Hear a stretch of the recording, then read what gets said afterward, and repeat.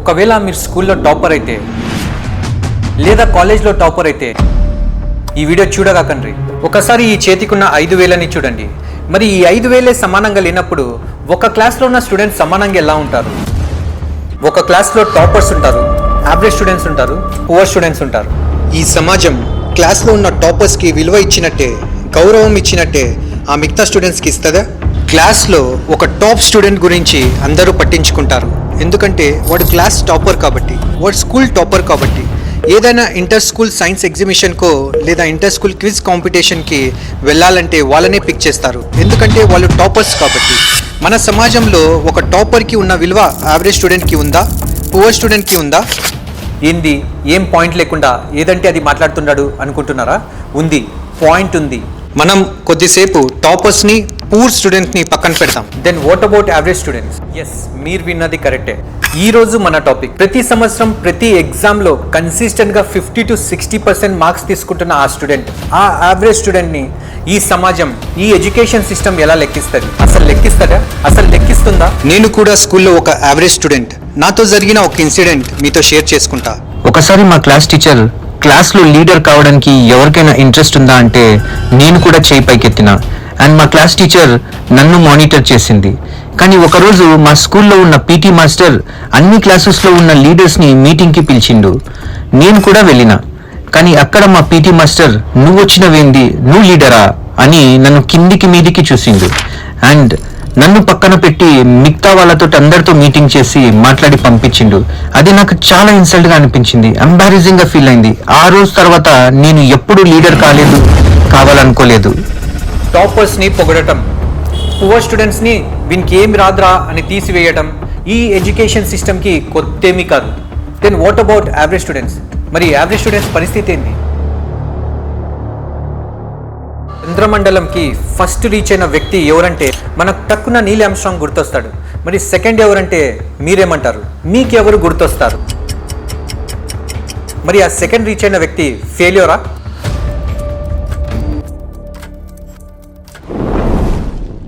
ఈ education system మనకు రోజు ఏం నేర్పిస్తుందంటే కంపారిజన్.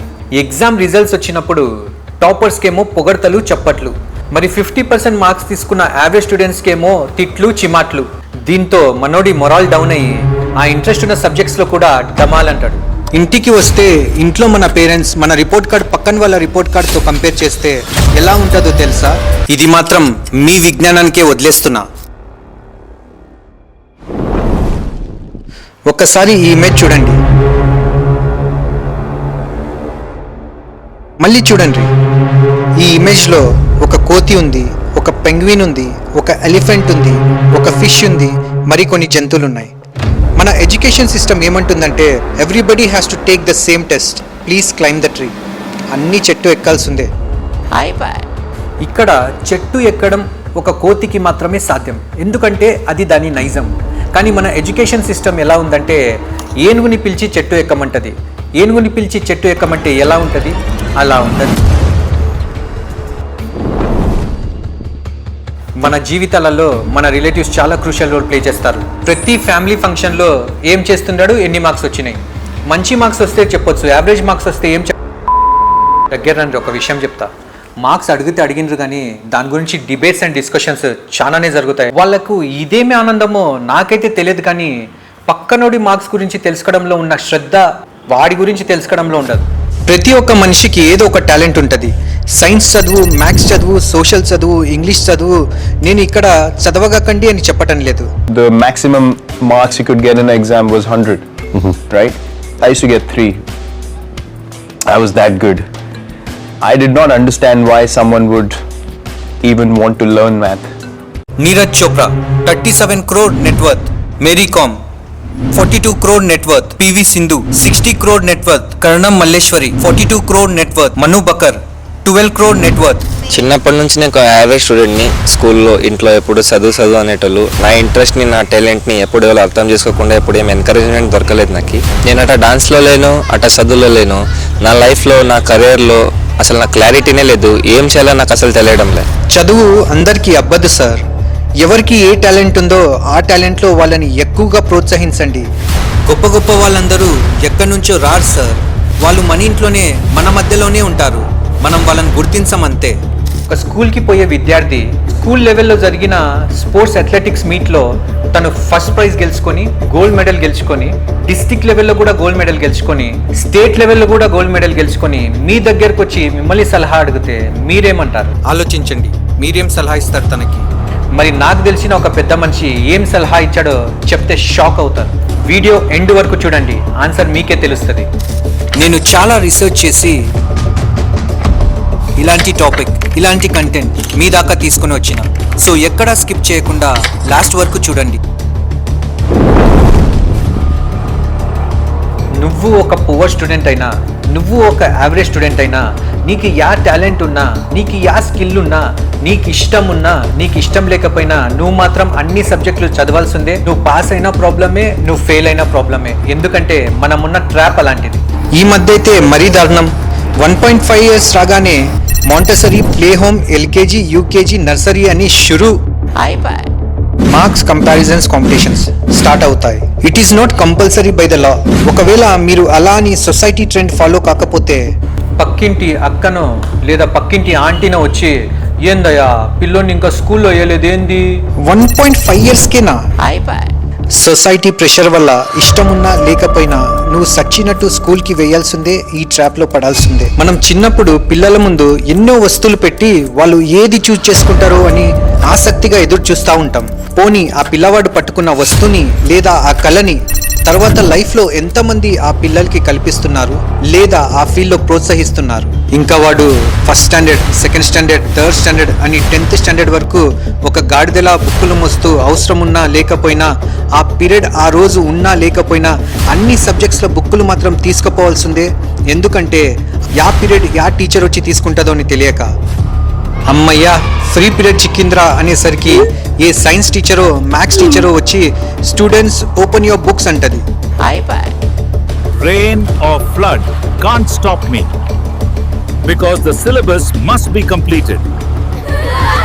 పాపం వాళ్ళనని ఏం ప్రయోజనం? వాళ్ళకి కూడా ప్రెషర్ ఉంటుంది, టార్గెట్స్ ఉంటాయి. ఒక సేల్స్ మెన్కి టార్గెట్స్ ఉన్నట్టు వాళ్ళకి ఉంటాయి. టీచర్సా లేదా అంగట్లో సేల్స్ మెన్సా? ఈ కార్పొరేట్ సంస్థలు స్టూడెంట్స్ దగ్గర ఎక్కువ ఫీజులు దొబ్బేసి టీచర్స్కి ఎక్కువ శాలరీస్ ఇచ్చి టెంప్ట్ చేస్తారు. ఇంకేముంది, టాలెంటెడ్ టీచర్స్ అండ్ సర్స్ కూడా ఈ ట్రాప్లో పడి వాళ్ళు డిజైన్ చేసిన కరికులంలో పడి దొల్లుతుంటారు. మీకు ఒక చిన్న కథ చెప్తా. ఒక చిన్న పల్లెటూరులో అర్జున్ అని ఒక చిన్న పిల్లవాడు ఉండేవాడు. వాడు 1వ తరగతి నుంచి 10వ తరగతి వరకు కన్సిస్టెంట్గా 55% మార్క్స్ తీసుకునేవాడు. టీచర్స్, పేరెంట్స్, నేబర్స్ ప్రతి ఒక్కరూ వాడిని ఒక యావరేజ్ స్టూడెంట్ అనేవాళ్ళు. కానీ సైన్స్లో మాత్రం 95 మార్కులు కన్సిస్టెంట్గా స్కోర్ చేసేవాడు. టీచర్స్ వాడిని బద్ధకస్తుడు అనేవాళ్ళు. వాడి రిలేటివ్స్ మ్యాథ్స్లో వాడి మార్క్స్ చూడండి 42. ఒకవేళ వాడి మార్క్స్ ఇంప్రూవ్ కాకపోతే వాడి ఫ్యూచర్ చాలా కష్టం. వాడి పేరెంట్ వీడు ఒక సబ్జెక్ట్స్లో మంచి మార్క్స్ తీసుకొని మిగతా సబ్జెక్ట్స్లోని యావరేజ్ మార్క్స్ తీసుకుంటే వీడు ఎలా బతుకుతాడో అని ఒక టెన్షన్. ప్రతి ఒక్కరూ వాని వీక్నెస్ గురించి ఆలోచన చేస్తున్నారు కానీ వాని స్ట్రెంగ్త్ గురించి ఎవరే కానీ ఆలోచన చేయట్లేదు. ఈ సమాజం 90 మార్క్స్ వచ్చిన టాపర్ గురించే పట్టించుకుంటుంది కానీ యావరేజ్ మార్క్స్ వచ్చిన స్టూడెంట్ లేదా ఒక్క సబ్జెక్ట్లో ఎక్కువ మార్క్స్ వచ్చిన స్టూడెంట్ గురించి పట్టించుకునేంత టైం ఉందా ఈ ఎడ్యుకేషన్ సిస్టమ్కి? ఒకరోజు అర్జున్ సైన్స్ ఎగ్జిబిషన్లో వేస్ట్ మెటీరియల్ తోటి ఒక చిన్న వాటర్ ప్యూరిఫైయర్ తయారు చేస్తాడు. అర్జున్ వాళ్ళ పేరెంట్స్ చూసి షాక్ అవుతారు. టీచర్స్ చూస్తే వా అర్జున్ అని పొగడ్తల వర్షం కురిపిస్తారు. వాణ్ణి చూసి నవ్విన వాళ్ళ ఫ్రెండ్సే వాణ్ణి సైన్స్ మోడల్ చూసేదానికి క్యూలో నిలబడతారు. అర్జున్ జీవితంలో మొట్టమొదటిసారి వాడి ప్రతిభను గుర్తిస్తుంది ఈ సమాజం, మరి ఈ ఎడ్యుకేషన్ సిస్టమ్. సరిగ్గా 2 నెలలు తిరిగేసరికి 10th board exam results. Arjun talent చూసి మెచ్చుకున్న ఈ సమాజమే మళ్ళీ వాడి SSLC బోర్డ్ ఎగ్జామ్ రిజల్ట్స్ చూసి వాడిని ఫెయిల్యూర్గా పరిగణిస్తుంది. ప్రతి సంవత్సరం ప్రతి ఎగ్జామ్లో అదే యావరేజ్ మార్క్స్ తీసుకొని ఎలాగోలా 10th స్టాండర్డ్ వరకు వస్తే ఆ 10th స్టాండర్డ్ బోర్డ్ ఎగ్జామ్స్ వీని లైఫ్లో పెద్ద అగ్ని పరీక్ష. దిగులుతో చూస్తున్న అమ్మ, దీర్ఘ ఆలోచనతో చూస్తున్న నాన్న, అయోమయంగా చూస్తున్న తమ్ముడు, చెల్లి, వీడు ఈసారి కూడా యావరేజ్ మార్క్స్తోనే పాస్ అవుతాడు అని చూస్తున్న ఎదురింటి ఆంటీ. ఇన్ని టెన్షన్స్, ఇన్ని కన్ఫ్యూజన్స్ మధ్యలో మనోడు ఆ ఎదురింటి ఆంటీ చెప్పినట్టే మళ్ళా యావరేజ్ మార్క్స్తోనే పాస్ అవుతాడు. మనోడి మార్క్స్ ఒక్కసారి చూసుకుంటే మ్యాథ్స్లో 45, సైన్స్లో 95, సోషల్లో 55, ఇంగ్లీష్లో 40, హిందీలో 40, తెలుగులో 35. మళ్ళీ ఈ సమాజం 300 మార్క్స్ వచ్చినాయని వీని యావరేజ్గా పరిగణిస్తుందా, లేదా సైన్స్లో 95 మార్క్స్ వచ్చినాయని వీని టాపర్ అంటారా? Trust me, no education system in this world will consider him as a topper. ఈ ప్రపంచంలో ఉన్న ఏ ఎడ్యుకేషన్ సిస్టమ్ కానీ వీని టాపర్ అని ఒప్పుకోదు. నువ్వు ఒకవేళ సైన్స్లో టాప్ స్టూడెంట్ అయితే, నీకు మిగతా సబ్జెక్ట్స్లో అన్ని యావరేజ్ మార్క్స్ వస్తే, నీకు సైన్స్ సీట్ ఇవ్వగలదా ఈ ఎడ్యుకేషన్ సిస్టమ్? ఒకవేళ నీకు తాతలు సంపాదించిన ఆస్తులు ఉంటే నువ్వు మేనేజ్మెంట్ సీట్ కొనగలవు.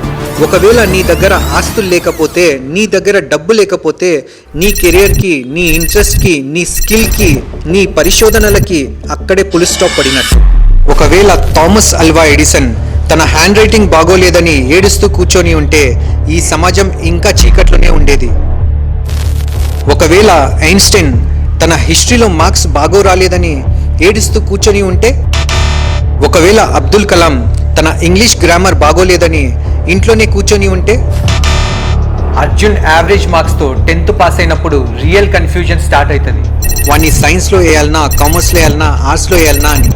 యావరేజ్ మార్క్స్తో వాళ్ళ తల్లిదండ్రులు అనుకున్నట్టు వాడిని డాక్టరో ఇంజనీరో చేయలేరు. వాడు అనుకున్నట్టు లేదా వాడి ఇంట్రెస్ట్కి తగినట్టు వానికి సైన్స్ ఎట్టా దొరకదు. సో వాడికి ఇంట్రెస్ట్ ఉన్నా లేకపోయినా వాడు కామర్సో లేదా ఆర్ట్స్కో అడ్జస్ట్ కావాల్సిందే. అడ్జస్ట్, ఈ వర్డ్ గుర్తుపెట్టుకోండి, మళ్ళీ మాట్లాడుకుందాం. ఇంకా అర్జున్ సైన్స్కి టాటా గుడ్ బై చెప్పి ఈ ఎడ్యుకేషన్ సిస్టమ్ పన్నిన ఉచ్చులో చిక్కుకొని గిలగిలా కొట్టుకోవాల్సిందే. కామర్స్లో బిజినెస్ అర్థం కాక, ఆర్ట్స్లో సోషియాలజీ అర్థం కాక ఒక యావరేజ్ స్టూడెంట్ ఒక ఫెయిలియర్లా మారేదానికి ఎంతో సేపు పట్టదు.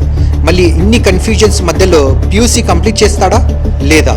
నన్ను అడిగితే వాడు 100% PUCలో ఒక ఫెయిలియర్గా మిగిలిపోతాడు. ఎగ్జామ్లో 50% మార్క్స్ అంటే లైఫ్లో 0% మార్క్సా? ఒక్కసారి దీని గురించి మన చరిత్ర ఏం చెప్తుందో విందామా? లారీ ఎలిసన్ 393 బిలియన్ నెట్వర్త్ కానీ university drop out. Elon Musk 385 billion net worth కానీ university drop out. Mark Zuckerberg 245.2 billion net worth కానీ Harvard University drop out. Mukesh Ambani 102.4 billion net worth కానీ కాలేజ్ డ్రాప్ అవుట్. వీళ్ళు వాళ్ళకున్న స్కిల్స్, టాలెంట్ ఉపయోగించుకొని అంచెలంచెలుగా పైకెదిగారు. ఒకవేళ వీళ్ళు కూడా ఈ ఎడ్యుకేషన్ అనే ట్రాప్లో పడి ఉండింటే ఈ ప్రపంచం ఇంకో 200 సంవత్సరాలు వెనుకల్నే ఉండేది. వీళ్ళందరూ జస్ట్ టెక్స్ట్ బుక్ నాలెడ్జ్ వల్ల టాప్ రిచెస్ట్ మ్యాన్స్ కాలేదు. చరిత్రలో గొప్ప గొప్ప వారంతా ఈ ఎడ్యుకేషన్ అనే ట్రాప్లో పడకుండా పైకి వచ్చిన వాళ్ళే. అడ్జస్ట్, ఈ వర్డ్ని గుర్తుపెట్టుకోండి, మళ్ళీ మాట్లాడదామన్నా కదా. ఒక యావరేజ్ స్టూడెంట్ చిన్నప్పటి నుంచి పక్కనున్న ఫ్రెండ్స్తో అడ్జస్ట్ అయ్యి, టీచర్స్తో అడ్జస్ట్ అయ్యి, ఎదురింటి ఆంటీ అంకుల్తో అడ్జస్ట్ అయ్యి, కన్న తల్లిదండ్రులతో అడ్జస్ట్ అయ్యి, చివరిగా చేసుకోబోయే భార్యతో కూడా అడ్జస్ట్ అయ్యి, ఏందిరా నా జీవితం అని ఒక్కసారి వెనక్కి తిరిగి చూసుకుంటే వాడి బ్రతుకంతా adjustment adjustment adjustment and only అడ్జస్ట్మెంట్తోనే నిండిపోయి ఉంటుంది. ఒక యావరేజ్ స్టూడెంట్గా ఉన్న నువ్వు, నేను సైన్స్ ఎక్స్పెరిమెంట్లు చేసో లేదా స్పోర్ట్స్లోనో లేదా ఇంకో ఏదో ఒక రంగంలోనో దేశం గర్వించదగిన పని చేసినప్పుడు అప్పుడు ఈ సమాజం శబాష్ అంటుంది. అంతవరకు నువ్వు, నేను ఈ సమాజం దృష్టిలో ఒక ఫెయిల్యూరే. ఈ సిస్టమ్ మారుతుందో లేదో నాకు మాత్రం తెలియదు, కానీ నేను చెప్పేది మాత్రం ఒకటే, మాకు ఇష్టం లేనిది మా తలపైన రుద్ది మమ్మల్ని అందులో పైకి రాండ్రి అని మాత్రం అడగకండి. నాకు తెలిసిన ఒక పెద్ద మనిషి ఏం సలహా ఇచ్చాడో తెలుసా? నువ్వు మస్తుగా బాగా ఉరికినావు కానీ నువ్వు కొంచెం చదువు పైన కూడా కాన్సన్ట్రేషన్ పెడితే మంచిది అని సలహా ఇచ్చాడు. ప్రతి ఒక్కరికి చదువు అవ్వదండి. చదువుకు మించింది టాలెంట్ అనేది ఒకటి ఉందని గుర్తించండి. ఇలాంటి ఎంతోమంది ఉసేన్ బోల్ట్లు, సచిన్ టెండూల్కర్లు, PV సింధులు ఈ ఎడ్యుకేషన్ అనే ట్రాప్లో పడి కనుమరుగైపోతున్నారు. ఇలాంటి వీడియోస్, ఇలాంటి టాపిక్స్ మీరు యూట్యూబ్లో ఎక్కడ వెతికినా దొరకవు. సో ఇలాంటి వీడియోస్ మీరు చూసేదానికి మీరు మా ఛానల్ని సబ్స్క్రైబ్ చేసుకోండి, బెల్ బటన్ ఆన్లో పెట్టుకోండి. కొత్త వీడియోస్ వచ్చినప్పుడు చూడండి, ఆశీర్వదించండి. Thank you.